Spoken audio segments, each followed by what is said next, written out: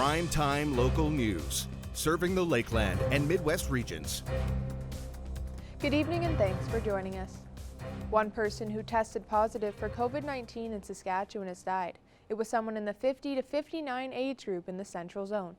There are 254 new cases in the province with 18 in the Northwest. Most of the new cases, 15 in total, are in the immediate Lloydminster area, where we have 123 active cases. To date, 108 cases in the Lloydminster area have variants of concern. 2,505 cases are active province-wide. 177 people are in hospital, with 5 in the Northwest. More than 372,000 vaccines have been administered in Saskatchewan, with almost 25,000 in our zone. On Tuesday, the verdict was reached in the Derek Chauvin trial, as he was found guilty of second-degree and third-degree murder and second-degree manslaughter in the death of George Floyd. This conviction has some saying this is the first step in the right direction.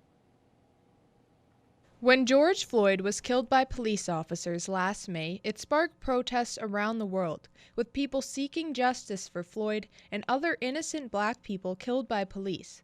With Chauvin being convicted on all 3 charges, it brings some relief. You know, it's accountability. It's not really justice. If there was justice, George Floyd wouldn't be dead today.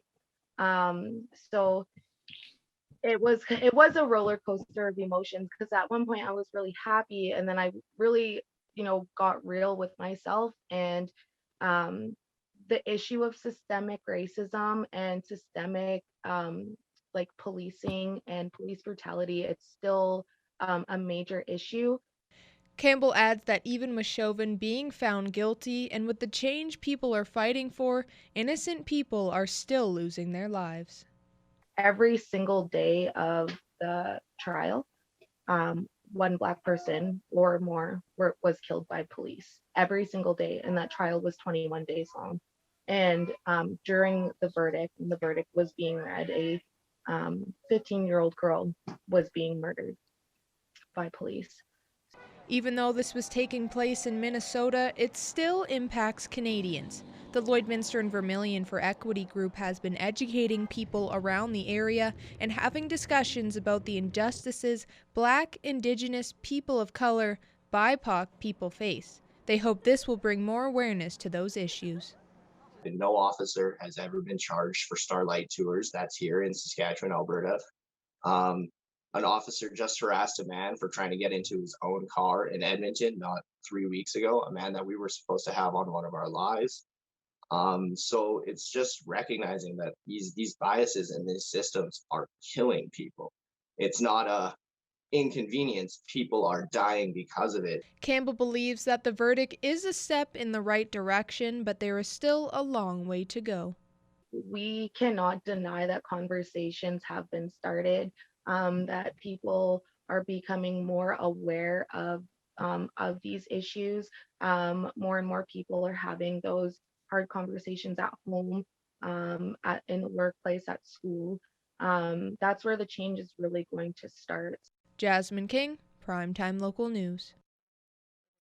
On Monday, City Council got a look at how the first quarter financial report and what the city could look forward at for the rest of the year. Connor Chan has more. Mayor Gerald Alberts joins us here today on Primetime Local News. Mr. Mayor, Monday, the GPC meeting looked at many topics, including the 3-month financial period on where the city is at right now. What were your general thoughts on those financial numbers that were presented on Monday? Well, it was fairly broad ranging from the budget numbers, because a budget is set, basically, it starts the process last May is where some of our city staff started the budgeting process for this budget that we're currently in. So when we approved it in principle in December, said we may be subject to review and we'll wait and see how things go. So some of our construction projects have come in relatively below budget, which is terrific. Other things, such as vehicles, you'll notice one of the vehicles purchased is above budget, because that's where the market's gone. And we're hearing this in construction industry, materials especially, those prices are going up. So a budget is a really tough thing, and from the perspective to stay right on top of it. But at the same token, I think that when the city comes forward in May and gives us a much better perspective, the administration brings that forward to council when we set the mill rate for this year to determine what the tax rate will be. That will be the telltale, and we're hoping that we can stay within budget and continue to deliver the projects. But again, we have to be realistic. If a project comes back after it's tendered for way more than it's budgeted, we have to may say no, it can't move forward. So there's still a lot of pieces to this puzzle yet to go forward, especially in 2021. You mentioned projects, and as we get into these numbers right now, there are of course 104 projects in the works right now, including the new fire hall, which broke ground earlier this week. But there are a few projects on hold, mainly because of declined funding. So what's the plan to get a lot of those projects that are on hold back on track? Both of those are stormwater projects, and they are significant, $4 million in total value. So we're going to have to take a hard look at that, and we'll leave that to administration to bring forward and see what we can actually do and accomplish, because it's either going to have to come out of reserves in most cases for those kind of projects, those capital projects. And I want to be careful about spending reserves. Projects are both needed, and we were hoping they would be funded through the process at the federal provincial grant programs, but they weren't. So once the challenge we have also is once we spend taxpayers' money, which being reserves or actual tax dollars this year, we don't get to go back to the government and ask for that grant funding. They don't reciprocate on past dollars spent, I'm afraid. And that's a challenge. So that we'll have to take a look and see if we have the money available. Can we complete some of the work that is critical yet not commit to the whole project? So there's many pieces that are going to have to be looked at before we move forward with those two projects and see what administration is seeing and able to accomplish. Because if we can do some engineering work, as an example, as we usually do with roads, without the bulk of the construction dollars being committed, then maybe that's something we can look at doing this year, taking that out of reserve, so that we can show the government that we are serious and we want to move forward with this project and why it's an eligible project. It's been shown that already, but a bigger commitment by the city always seems, as what we hear, are you shovel ready? We will be shovel ready potentially if that's what council decides. So there's many pieces to this puzzle again that we'll have to see how it plays forward in the next little while. Now, if for instance there is a repeat of last year where a lot of businesses or operations had to shut down because of COVID, is the city financially able to supplement those losses with COVID variants now starting to emerge more in the country? I think that we're at a different point. We're a year later into COVID. And one of the challenges that we're seeing is there's no question variants are present, but I also have seen the community, and namely the business community, shift their business model, and from that perspective and how things are delivered. And I'm hoping, as I'm sure many people in the city are, is that we've reached the amount of controls and regulations that are in place, and it will get better. We are always concerned about the financial well-being of the community, and I think that is a concern that's on our mind. There is some money left from the federal two provincial governments that gave us COVID money last year that's sitting in reserve should it be required. But again, I think we can say that we've followed a fairly fiscal prudent management style, and I think that will continue. So before we start dipping into that, as they say, I would want to be sure that it's the absolute requirement, and we've looked at what other items that might have to be looked at in the budget before that. And I think administration is aware of that very clearly, that we don't want to be outspending ourselves in this time, even though we want to deliver on projects. We want to see completions, and we will see those projects through completion. Doesn't mean we have to adjust the capital budget. That will be looked at accordingly as we move forward in May, and hopefully have a much better idea. It's not far away, but it's in the same token, it is something that we'll continue to monitor and go from there. The challenge that you've alluded to, none of us have an exact idea. I could sit down with, I'm sure, a half dozen contractors in the city and say, where do you think this is going to end with lumber, as an example? I don't think anybody can give me an idea. I've talked to others about sheet metal, furnaces, electrical supplies. It's across the board, siding on homes and businesses. So there's a lot of pieces at play here that are well out of our control, but at the same token, at the end of the day, we have to determine what the dollars actually get spent on, and we'll look at that very carefully and challenge administration to make sure that if we can put something off without affecting the service levels, the safety, the reliability of the systems of the city, we will definitely be looking at that. Mayor Gerald Albers, thank you so much for your time. Really appreciate it. Now our Connor Chan will take a first look at your weather forecast.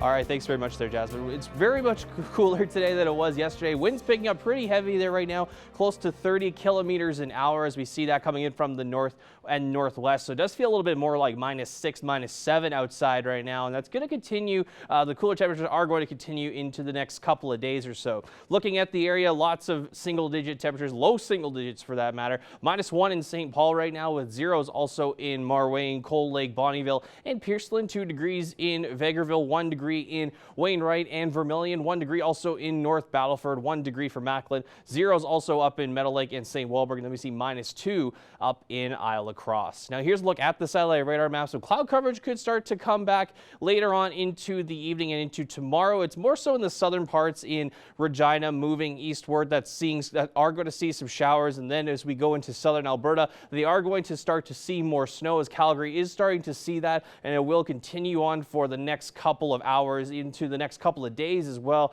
as they will see that over the course of the weekend. But for us here, we are going to see those cold temperatures continue, like I mentioned there. So -11 is what the temperature will drop in North Battleford overnight tonight. So of course, with the graphic there, it speaks for itself. It's going to get very cold. 6 degrees tomorrow with the cloud coverage there as their daytime high. Cold Lake tomorrow, -6 overnight as it drops to that.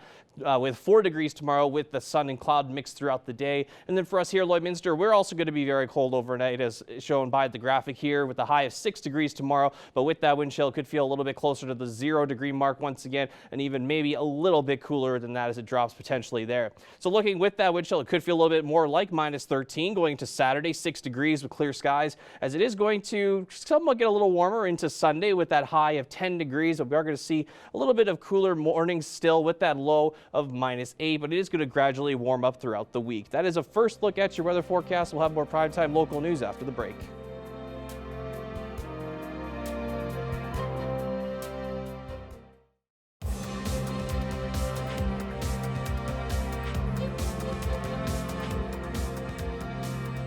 CFL Rookie of the Year, 2-time Grey Cup champion, and the CFL's all-time leader in receptions. After all this, wide receiver Nick Lewis is being inducted into the CFL Hall of Fame. Evan Kenny has more with former CFL General Manager Kavis Reed. The CFL has announced their 2021 inductees, which includes 5 former players. One of those players is Nick Lewis, former Calgary Stampeder, as well Montreal Alouette. Our next guest was part of that team that had him with the Montreal Alouettes. Kavis Reed was the general manager there. Kavis, thank you for taking this time. Now, Kavis, you had Nick Lewis in his last 2 seasons of the CFL. Just what did he bring to that locker room, after 2 Grey Cups and after over 10 years in the league? One of the primary things I think of when I think of Nick is the fact that he's such a willing sharer of information. He is so willing to mentor. He was absolutely one of those quote unquote grandfather figure in the locker room that was willing to show guys how to get things done at the highest level, what it took to be excellent on the field, how to manage their bodies, how to manage their lifestyle off the field, and be prepared every single time when your number is called. So his leadership skills in the locker room was much welcomed. And I know that there are a lot of young people that benefited from having Nick in that locker room. Now, Lewis is the all-time receptions leader for the CFL. Kavis, what did he do that set him apart from other receivers? Oh man, this dude was fearless. He was a receiver that had a linebacker's mentality. I think that his fearlessness was the reason why he made difficult catches. And it's the yards after catches that were very impressive. Not only was he sure-handed, but he was someone that was going to get those extra yards because he wasn't afraid of the contact. And in fact, often he initiated the contact. And those are sometimes traits we don't often apply to receivers, but he was truly a throwback football player with a fearlessness that made him play the game the right way. And now, Kavis, you yourself, when you were a player, were a defensive back. Do you think this fearlessness is what gave so many defensive backs and linebackers troubles with Lewis? It was definitely, you knew that that was 200 plus pounds. We won't go into his real weight near the end of it, but we knew that that 200 plus pound was going to come after you, and you had to be prepared for a battle every single possession. Not only did he do a great job when the ball was thrown to his side, but he also did a tremendous job when he was in a blocking situation. He was excellent at blocking. He was a very determined and willing blocker.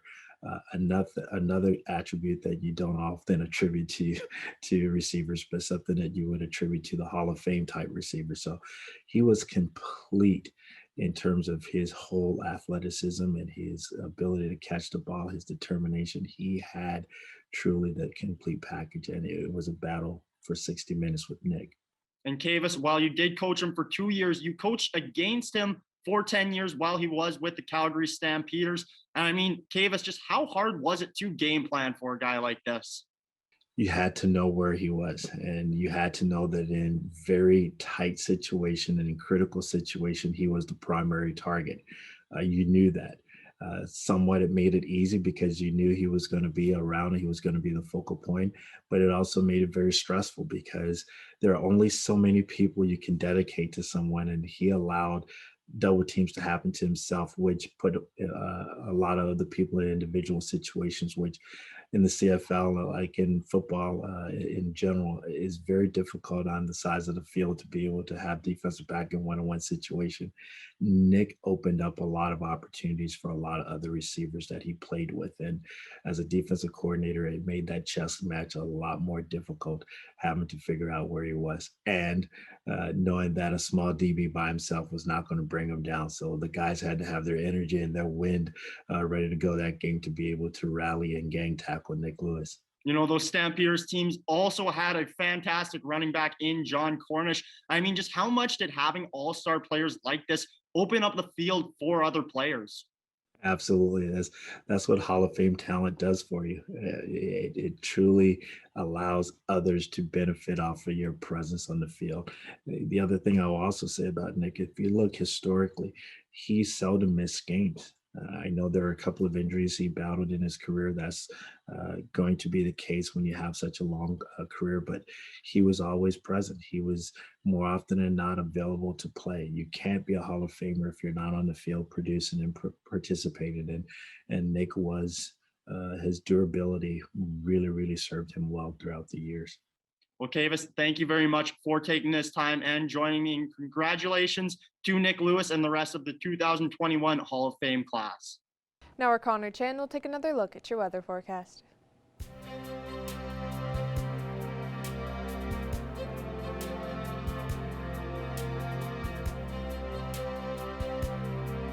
All right, thanks very much, Jasmine. Looking right now, still sitting at the 0 degree mark, and we also see zeros in the Cold Lake and at the basket areas. Lots of minuses today, too, as we see the wind picking up a lot, closer or just over the 30 kilometer an hour, as we see -2s in Rocky Mountain House and in Red Deer, and -1 for Edson, 1 degree in Whitecourt and Edmonton, 3 degrees in Jasper right now. Now, as we take a look to Saskatchewan, a little bit in the positive, but still cooler temperatures, 1 degree for North Battleford, Meadow Lake, Prince Albert, 3 degrees in Saskatoon, and then 2 degrees in Melfort. Now taking a look to the northern Saskatchewan, to start things off. Lots of minuses in the area today, with -2s for La Loche and Buffalo Narrows, -3 in La Ronge, -3 in Flin Flon, -6 in Wollaston Lake and South End, as well as in Uranium City. So very chilly up there today. Going to northern Alberta now, -1 in Fort Chipewyan, 2 degrees for Peace River, Grand Prairie, High Level, and in Slave Lake as well. Now as we take a look to southern Alberta and Saskatchewan, They're seeing a little bit of activity in terms of snow and rain, but that's not necessarily both in both areas. Southern Alberta could be seeing a lot of snow over the next couple of days here, as they are currently seeing snow in areas like Calgary and the Medicine Hat areas as well. But -1 is what is the temperature right now for Lethbridge, -1 in Calgary and Banff as well, with 3 for Medicine Hat and then 0 in Coronation. Now taking a look to southern Saskatchewan, they could see some rain passing along the way there going into Manitoba, but taking a look at the numbers right now, 2 degrees in Regina and in Moose Jaw and Kindersley, with 3 degrees in Swift Current, 5 in Yorkton, and very warm in Estevan as they're not hit by that cold front. They're sitting at 18 degrees right now. Now as we take a look to temperatures across the region here, across the country, 19 degrees in Winnipeg with clear sunny skies, 3 degrees in Toronto, and -1 in Quebec City as that snow and cloud coverage continues on into the east coast. 5 degrees in St. John's with 3 degrees in Halifax. Vancouver with some clear skies right now at that high of 14 degrees, -9 in Yellowknife, and then 7 degrees in Whitehorse with some clear skies to talk about there.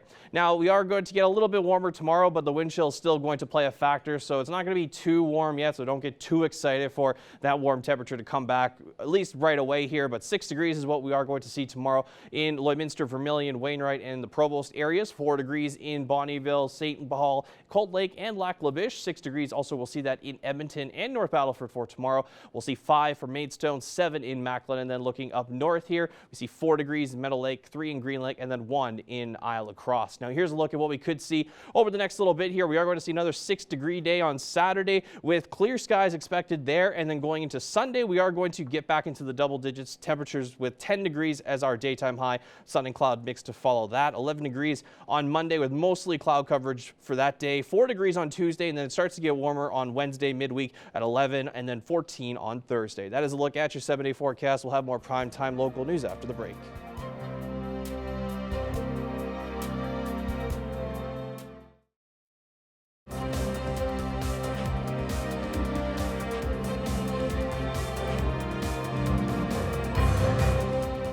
Today I'm joined here on Primetime Local News with Bailey Blackwell from the Connect Club of Lloydminster. We're catching up to see how things are going with the Rain Barrel fundraiser that the Connect Club is doing. We first spoke with you, Bailey, a few weeks ago when you guys first launched the fundraiser. So how are things going now, and how close are you guys to your goal? It's been going really well. It seems like we're generating a lot of interest, which is really fun.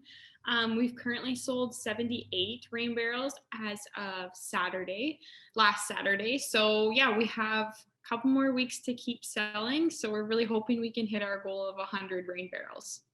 So for people who don't know about this fundraiser, can you kind of go through a little bit about how it works and how much stuff costs?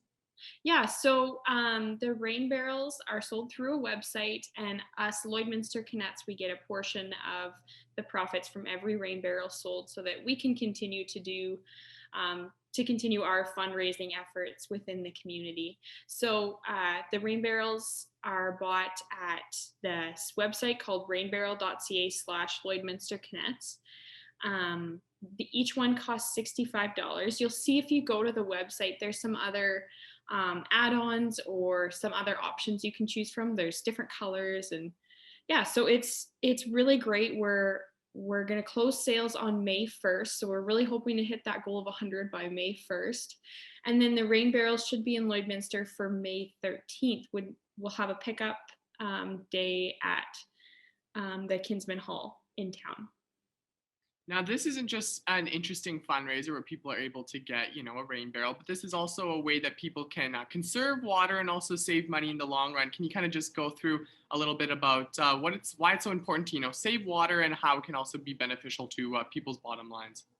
Yeah, so seeing that it's Earth Day today, it's a really great reason to talk about rain barrels and to talk about why they are important for the environment. So basically, by collecting the rain that you're already getting and having it in one spot, you can water your flowers, your lawn, your garden right from that rain barrel. So you really are conserving a lot of water, which in turn saves you a lot of money at the end of the summer. And so you said you guys sold 75 so far. What has the response been like that you've heard from people, and how encouraging is it for, your first year doing a fundraiser like this?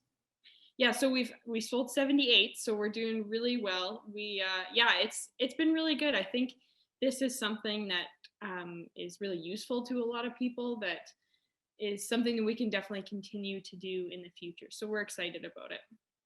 Now, obviously, the past few months have been a little more challenging for the Connect Club, but there's still been different projects that you guys have done. Can you kind of go through some of the work and the different events that the Connect Club has put on here in the city? Yeah, so I mean, a lot of our events have had to go virtual, of course, which is really different for us. Namely our Glow Run. We usually do that in person in September, and we ended up doing it in this past January as a virtual run. Everything that we've done virtually has still had really, really great support. And so we're really thankful to the Lloydminster community for still supporting us, even though our fundraisers look a lot different now. But luckily, we're still able to do a lot of service projects to still be active in the community and helping others. So that's really our main goal. And we're still able to do that just in a different way. So we are pretty fortunate that way. And just before we go today, can you go through again the website that people can check out if they want to purchase a rain barrel, and then maybe some of the deadlines? Yeah, so we are selling rain barrels through a website called rainbarrel.ca/Lloydminster Connects. You can also go to the Connect Club of Lloydminster Facebook page, find all the information there that you'll need. Rain barrel sales will end on May 1st. Our pickup day will be May 13th. So yeah, make sure you go online and order. Awesome. Well, Bailey, thanks so much for taking some time to talk with me today. Thank you so much.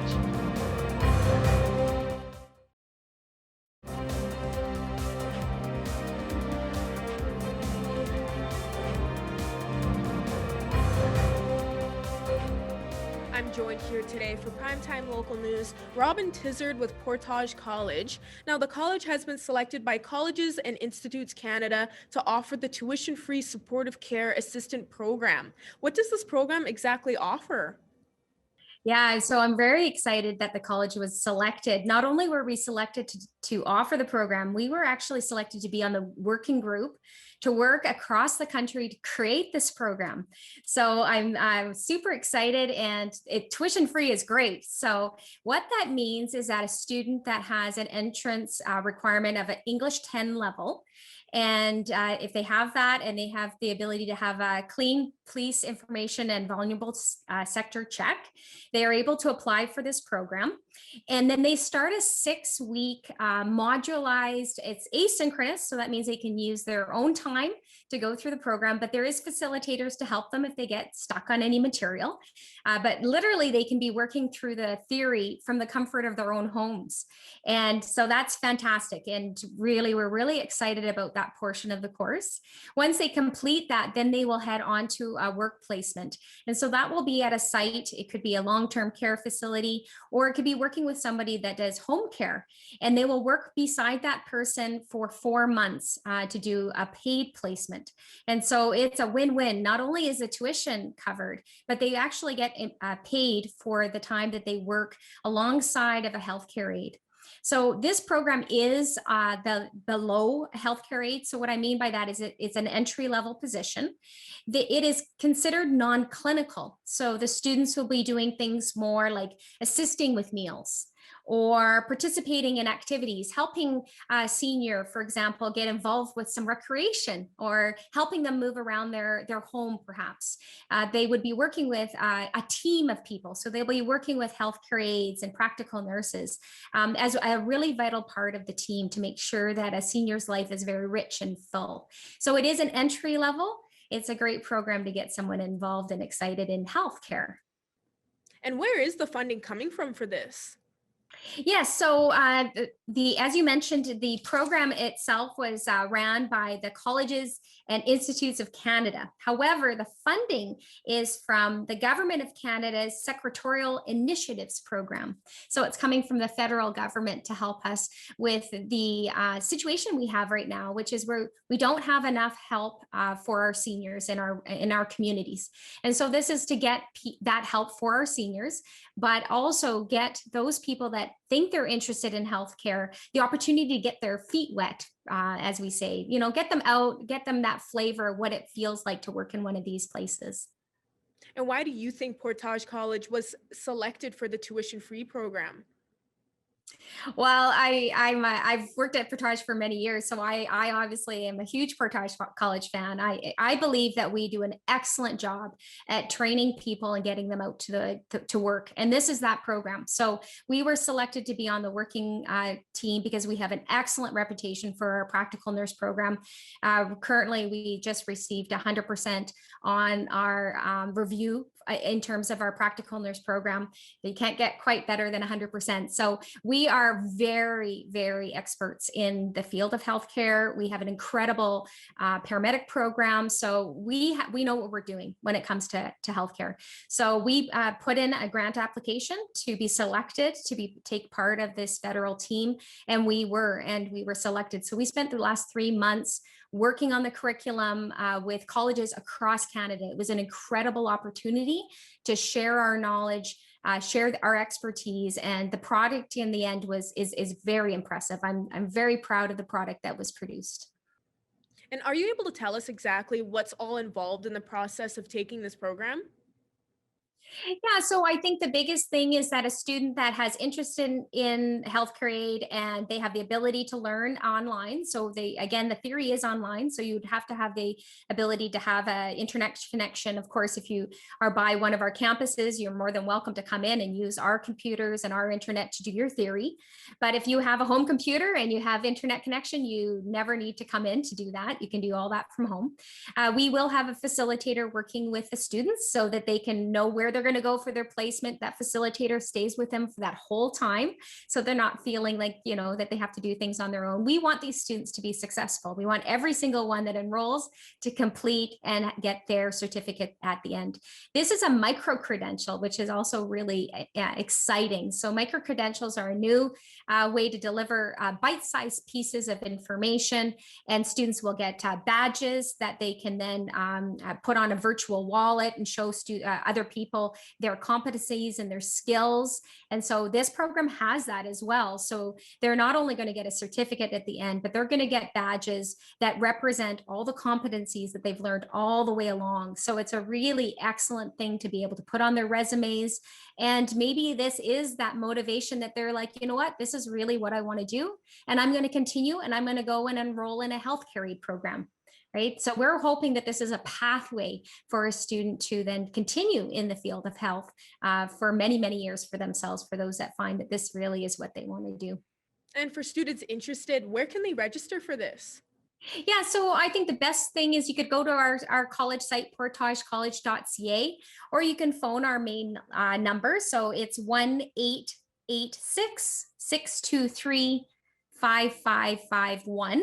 And then they can ask they can talk about the program directly. So it is the supportive care assistant, or they can ask for our continuing education program. And the people at the continuing education department can help them with the program application. It's very seamless. So. Okay. Is there anything else you'd like to add, Robin? Well, thank you for inviting me to talk about this program, because I think it's going to be an amazing opportunity, not only to help our seniors, but to help people that are looking for a career. So if you're looking for a career and you like helping people and you just didn't know how to start, this program might be the perfect fit for you. And so I'm really excited that Portage College is able to bring this program to our region. And I think it's just the starts of great things for a lot of people. All right, take one last look here at your weather forecast. 6 degrees is what we'll see for Friday and on Saturdays. It is going to still be a little bit cooler, but not warm enough yet. 10 degrees there for Sunday, 11 on Monday, as we are going to gradually get a little warmer. We'll have another cooler day on Tuesday with that high of 4, and then going into Wednesday, high of 11, and then on Thursday, a nice high of 14 degrees. Thank you for joining us on Primetime Local News. Have a great night.